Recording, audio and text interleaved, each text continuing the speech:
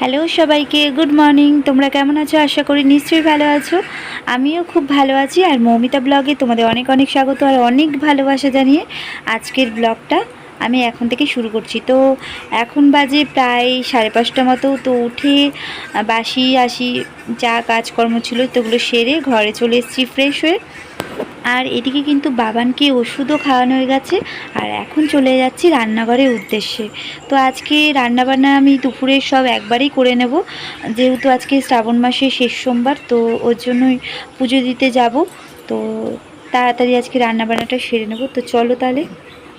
আর এদিকে কিন্তু রান্নাঘরে চলে এসেছি। আর আজকে হবে পনির আলুর তরকারি, গোল গোল করে আলু ভাজা, আর হবে ডাল। তো ডালটা কিন্তু এদিকে আমি প্রেশারে বসিয়ে দিয়েছি।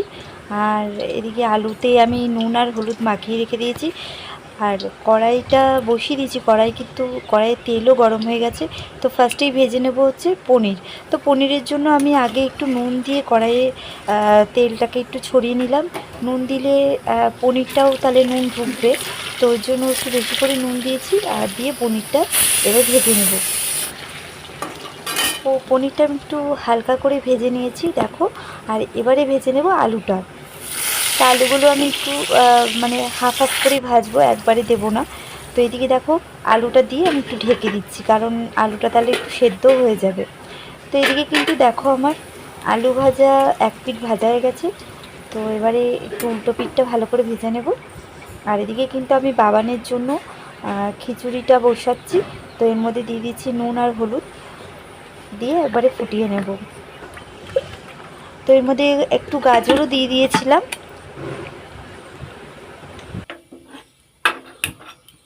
তো এদিকে কিন্তু আমার আলু ভাজা হয়ে গেছে, সব কটাই আলু ভেজে নিয়েছি। আর এখন আমি পনিরের আলুটা একটু ভেজে নেব। তো এদিকে পনিরের আলুর মধ্যে দিয়ে দিয়েছিলাম নুন আর হলুদ পরিমাণ মতো, দিয়ে একটু ভালো করে লাল লাল করে ভেজে নিয়ে তো এবারে দিয়ে দেবো মশলা। মশলা বলতে যেহেতু নিরামিষ, তো ওর জন্য আদা আর হচ্ছে টমেটো কাঁচা লঙ্কা পেস্ট। তো এদিকে দেখো আমি কষাচ্ছি, একটু ঢেকে ঢেকে কষাচ্ছি যাতে আলুটা সেদ্ধ হয়ে যায়। আর এদিকে যতক্ষণ না তেল ছড়ায় ততক্ষণ আমি একটু ভালো করে কষিয়ে নেবো। আর একটু পনিরও দিয়ে দিয়েছি। পনিরগুলো দিয়ে এবারে একটু মশলা দিয়ে ভালো করে কষিয়ে নেব। তো দেখো এদিকে কিন্তু আমার কষানো প্রায় কমপ্লিট, কারণ তেল বেরিয়ে গেছে। আর এদিকে দিয়ে দিচ্ছি জল। তো জল দিয়ে এবারে ভালো করে একটু ফুটিয়ে নেব, তাহলেই হয়ে যাবে আমার পনির আলুর তরকারি। তো এদিকে কিন্তু আবার পনির আলু তরকারি হতে হতে আমি এদিকে আটাও মেখে নিয়েছি রুটির জন্য। তো দেখো আটা মাখা প্রায় কমপ্লিট। তো এদিকে তো আমি 6টা রুটি করব বলে মেখেছিলাম আটা, কিন্তু এতটা আটা একটু বেশি হয়ে গেছে। তো এটা আমি রেখে দেব। আর এদিকে আমি এখন ডালটা সম্বার দিয়ে নেব। তো দেখো পনির আলুর তরকারিটা কিন্তু হয়ে গেছে। তো ডালের জন্য আমি এখানে 5 ফোড়ন দিয়ে দিচ্ছি। আর এদিকে আমি ডালটা এবার দিয়ে দিলাম। ডালে আমার হলুদ দেওয়াই আছে। তো এদিকে দেখো আমার রান্নাবান্না কমপ্লিট। তো চলো যা যাক বাইরে। তো এদিকে কিন্তু রান্নাবান্না করে চলে এসেছি ঘরে। আর এদিকে দেখো বিছানা সব পরিষ্কারও হয়ে গেছে ঝেড়ে। আর ওই যে বাবান দেখো কীরকম ঢং করছে, দেখো ঘুমের ভান করছে, দেখেছো? তো এখন কিন্তু বাবান খাওয়া দাওয়া করে স্কুলে যাবে। স্কুলে যাওয়ার জন্য রেডি হবে। তাই আমার বুঝতে পেরেছি। তো এদিকে এই যে স্কুলের ড্রেস সব রেডি করে দিয়েছি। তো এখন ঝটপট ব্রাশ করাবো আর খাওয়াবো। হ্যাঁ আজকে ড্রেস।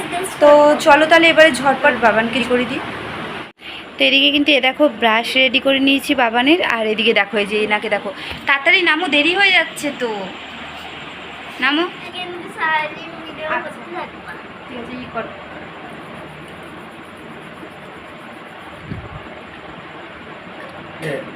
তো এদিকে কিন্তু বসে গেছি বাবানকে খাওয়াতে। আর এদিকে দেখো বাবানকে দেখো।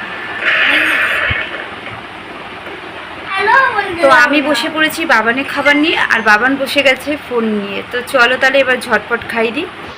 তো এদিকে বাবানকে খাইয়ে কিন্তু রেডি করতে বসে পড়েছি।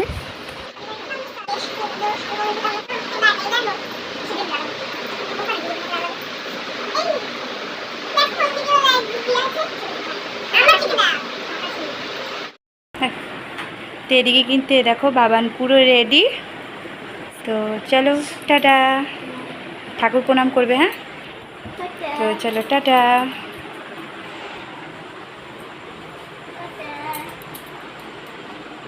তো এদিকে কিন্তু সব কিছু কাজবাজ করে স্নান করে চলে এসেছি ঘরে। আর এদিকে বাবানের বাবাও কিন্তু বাবানকে স্কুলে দিয়ে চলে এসছে, আর এসে খাওয়া দাওয়া করে গেছিলো হচ্ছে দোকানে, কারণ আজকে হচ্ছে বাবানের একটা ফ্রেন্ডের বার্থডে, তো সেই উপলক্ষে আর কি ওকে গিফট দিতে হবে, তো ওর জন্যই সেটা কিনতে গেছিলো। তো চলো তাহলে তোমাদের সাথে একটু শেয়ার করি কী গিফট নিয়ে এসছে। তো এদিকে দেখো, এই যে এই গিফটটা নিয়ে আসা হয়েছে, আর এই সেটটা নিয়ে আসা হয়েছে। এখানে রয়েছে পেন্সিল, পেন আর ইরেজার, শার্পেনার, এই যে পেন্সিল বক্সটা, আর এই চকলেট, আর এইটা নিয়ে আসা হয়েছে স্কুলে বাবান ওকে গিফট করবে। তো চলো, যদি পারি তাহলে শেয়ার করব, কারণ আমি যেহেতু যাব না আনতে, বাবানের বাবা যাবে, তো যদি পারে তাহলে শেয়ার করবে যে বলো। তো এদিকে কিন্তু বাবান এখন অয়ন্তিকাকে গিফট করছে, দাও। আর দুজনে এত লজ্জা পাচ্ছে যে কি বলবো। তো এদিকে কিন্তু পুজো দিতে যাব বলে চলে এসেছি দিদিভাইয়ের ঘরে। তো পুজোর সব কিছুই গোছানো হয়ে গেছে, তো এবারে বেরোবো। চলো তাহলে যাওয়া যাক। আর এদিকে কিন্তু পুজো দিতে যাব বলে দিদিভাইও রেডি হয়ে গেছে, তো আমিও রেডি। তো এবারে যাওয়ার পালা, তো চলো তাহলে এবারে বেরোনো যাক। আর এদিকে কিন্তু গুটি গুটি পায়ে বেরিয়ে পড়েছি বাইরে যাওয়ার উদ্দেশ্যে, তো চলো যাওয়া যাক। তো এদিকে কিন্তু চলে এসেছি মন্দিরে। আর আজকে যেহেতু শ্রাবণ মাসের শেষ সোমবার ছিল, তো আজকে খুব ভিড় ছিল, আর দেখেছো বসার কিন্তু জায়গা পাইনি, তো দাঁড়িয়েই আছি। আর পুজোও কিন্তু শুরু হয়ে গেছে, আমরা একটু লেটই করে ফেলেছি আসতে, তো দেখো এখনও লোক আসছে। তো চলো তাহলে। আর এদিকে কিন্তু এখন হচ্ছে জল ঢালার পালা, মানে বাবার মাথায় জল ঢালা হচ্ছে। তো এক এক করে সবাই মিলে জল ঢালছে। আর এদিকে কিন্তু ঠাকুরমশাই বুঝে গেছিলো যে আমি আর কি ভিডিও করছি, তো ঠাকুরমশাই ওই জন্য বললো আমারও ছবিটা তুলে নাও।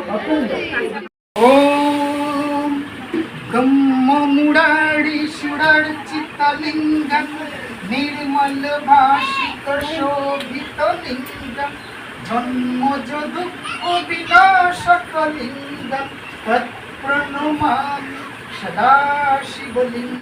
তো এদিকে কিন্তু আমরা পুজো দিয়ে চলে এসেছি বাড়িতে।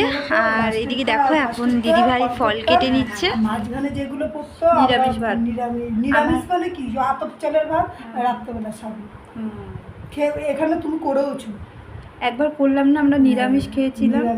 নিরামিষ না, ভাত খেয়েছিলাম, আতপ চালে ভাত স্টিলের হাঁড়িতে রান্না করেছিলাম। ও আচ্ছা, হ্যাঁ কলার পাতা করে খেলাম। হ্যাঁ হ্যাঁ হ্যাঁ, এবারে তো সব কটাই বেশ চারটে। প্রথমটা আমার হয়নি, প্রথমটা আমি নিরামিষ খেয়েছিলাম, কিন্তু পুজো দেওয়াটা হয়নি, ছিলাম না। চারটেই হয়েছে, তোমার চারটেই হয়েছে। তো এদিকে কিন্তু বাবানকে খাওয়াতে বসে গেছি। আর আমি পুজো দিয়ে এসেছি, এসে দেখলাম বাবানের পড়ানো হয়ে গেছে, আর বাবান হচ্ছে একটু টিভি দেখছিল। তো এদিকে আমি ভাত মেখে নিয়েছি, মানে বাবানের খাবারটা রেডি করে নিয়েছি, তো এখন ঝটপট খাইয়ে দেবো। তো চলো তাহলে একটু দেখিয়ে দিই। তো এদিকে কিন্তু বাবানকে দুপুরবেলা খাইয়ে ঘুম পাড়িয়ে দিয়েছিলাম, আর আমিও ঘুমিয়ে পড়েছিলাম একটু। তো সন্ধ্যাবেলায় উঠে বাবানকে একটু পড়িয়ে আর চলে এসেছি এখন দিদিভাইয়ের ঘরে। এদিকে সাবু মাখাটা কিন্তু দই আর দুধ দিয়ে আর কলা দিয়ে মাখানো হবে। নারকেল পাওয়া যায়নি আজকে, মানে নারকেলটা আর আনা হয়নি, তো বিকালবেলা যখন গেছিলো আর নারকেল পাইনি, তো ওই জন্য এরকমভাবেই আর কি সাবু কলা দিয়েই খাওয়া হবে। আমরা ভেবেছিলাম লাস্ট শনিবারটা আমরা নারকেল, সোমবারটা শনিবার তো ভাদ্র মাসে। তো এদিকে তো সাবু মাখানোটা হচ্ছে, আর এদিকে অনেকটাই রাত হয়ে গেছে, তো এখন খাওয়া দাওয়া করে শুতে হবে, কারণ শরীরটা খুবই খারাপ করছে। তো চলো তাহলে আজকের ব্লগটা আমি এখানেই শেষ করছি, আবার নতুন একটা ব্লগ নিয়ে নেক্সট ডেতে দেখা হচ্ছে। ততক্ষণের জন্য টাটা।